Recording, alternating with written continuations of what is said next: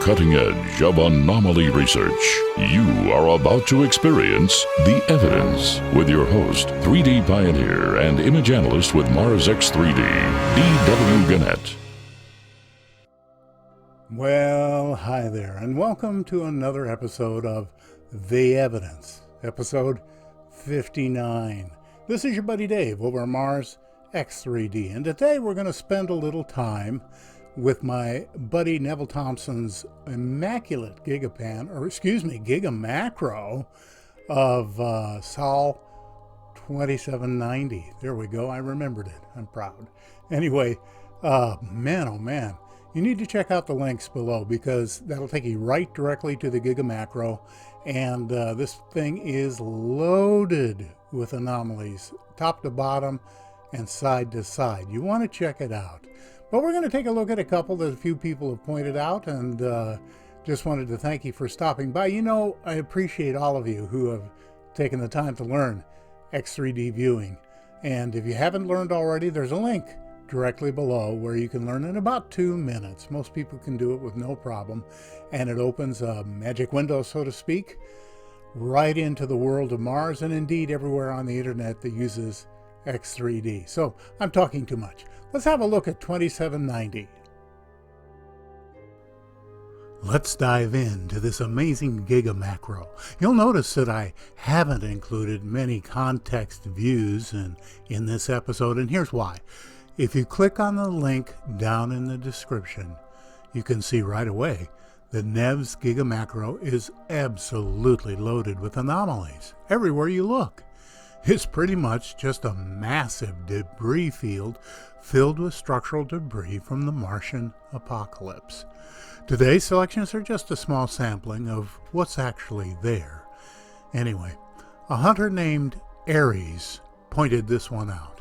He or she is one of those anomaly hunters who just points stuff out but never takes any further action on it. I guess that makes it my job to clean it up and show you what's there. First things first, take a look at the overall shape. This is a formed block. The left end is badly broken and the right end is evenly radiused with a nicely symmetrical slot that follows the radius on the top side. But look at those figures on the side facing us. Look how deep the bas-relief figures are carved.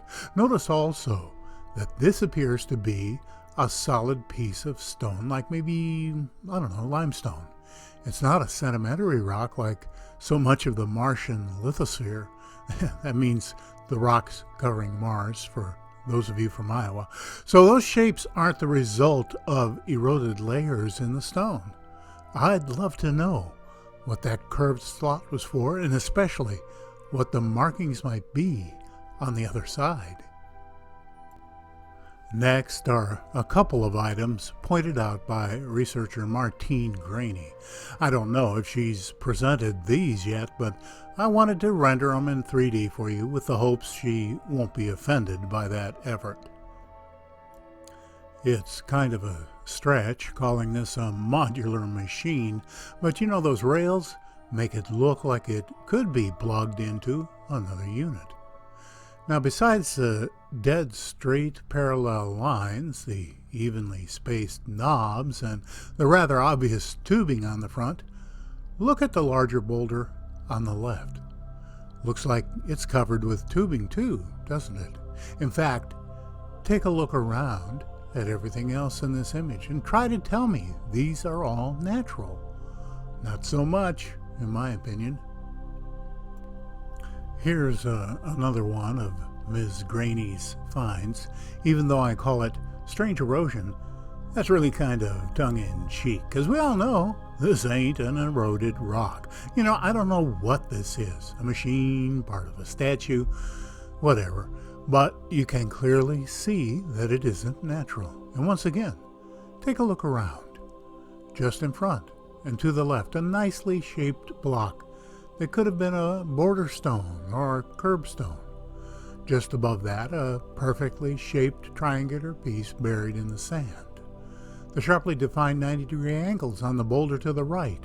And behind that, another piece that could be a machine remnant. Boblexi is another one who points things out but never seems to do anything about it. Now, there's really no problem, because I'm happy to do the work on his behalf, but I'd love to be able to point you to a website, a Facebook page, a YouTube channel, or somewhere where you could see all the things he's found. If there is one, I'd sure like to know about it. Anyway, it's hard to ignore that black square over on the left. It looks a bit like one of the old Apple monitors, which is why I called it that. That's not what it is, of course, but what exactly is it? It has way too manufactured a look to call this a rock. Let's get in a bit closer. You can see for yourself that this isn't natural. What is natural is NASA's steadfast refusal to investigate any of the compelling anomalies it runs across. Baffling, isn't it? Just look at all the stuff in this one. Nev pointed this out right away, and it's only fitting that he should get first pick, since he is the one making these beautiful images. Besides the obvious carved piece over there on the left, how about that beautiful block on the right side? The perfectly square piece on the upper left that seems to be, I don't know, floating in the air? There's a lot more that might be carvings in this picture, but let's zoom in on Nev's piece for a closer look. You know, it just seems silly to me to relegate this one to the rock files. Look at all those perfect lines, the curve, the right angles, the little buttons down inside. But let's just set aside all the things we just looked at and call them rocks, because we're too lazy to do our own research and to make up our own minds about these things. This next one coming up is a classic find from the early days of Spirit. I'm sorry, but anyone calling this next one a rock is just a fool. The traffic cone it's easily one of the best known and most compelling anomalies ever found on the red planet. Frankly, if the cone doesn't immediately pop out of the background as something worth taking a closer look, well, I'm really not sure what can be done for you. It is small, probably less than 2 feet tall, and maybe about 20 feet from Spirit's PanCams.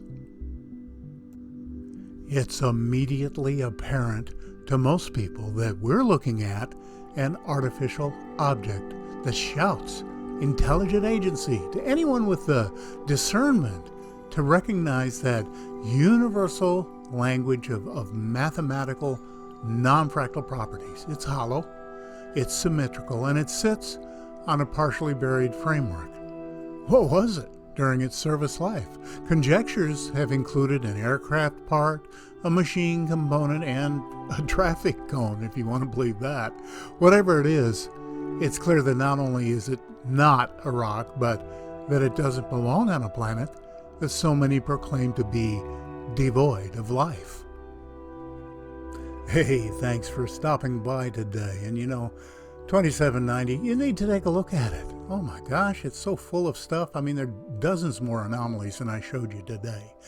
Anyway, if you did see something you like, consider giving it a thumbs up. I'm not monetized. I don't do this for money. Purely passion. And I love the fact that there's some of you out there with the same passion. This is your buddy Dave over at Mars X 3D. Be well.